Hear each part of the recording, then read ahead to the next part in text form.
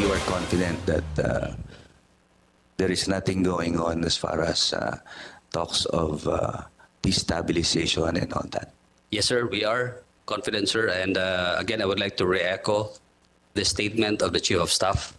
And the Chief of Staff, as well as the senior commanders of the Armed Forces of the Philippines, are constantly talking to the members of the Armed Forces on matters pertaining to our mission and also our constitutional duty to defend the Constitution as well as the people. Ang pagtitiyak na yan mula sa Armed Forces Intelligence Command matapos tanungin ni Congressman Marvy Marino kung may dapat bang ikatakot sa Armed Forces ngayong naharap sa impeachment ang pangalawang Pangulo.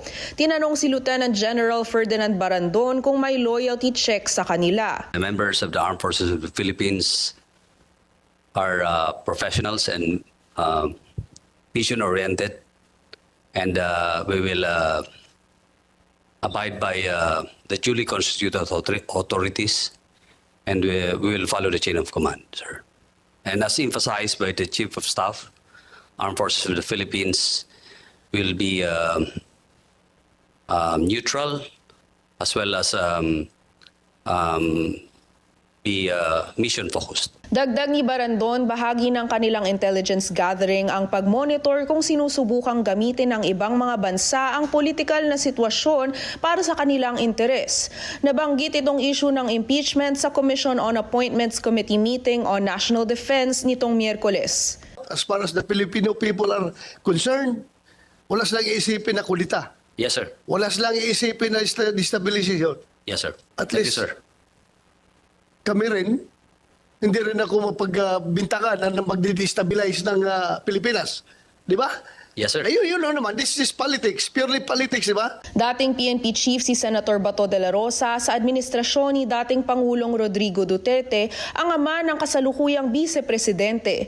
Kasama rin si de la Rosa sa mga mambabatas na nagsabing nais nila dagdagan ang pondo ng OVP para sa 2025.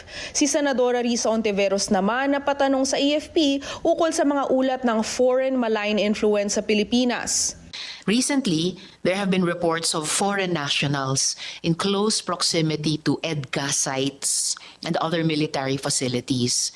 POGOs have also been linked to hostile intelligence gathering and disinformation activities, particularly after foreign military uniforms were found by the PAOK. We see foreign intelligence entities as well as foreign entities that are been operating within our country should be prioritized because they endanger not only the vital installations but the overall socio-economic activities within the Philippines. Ani Barandon, maaari siyang magbigay ng detalye ukol sa mga aktibidad na yan sa isang executive session.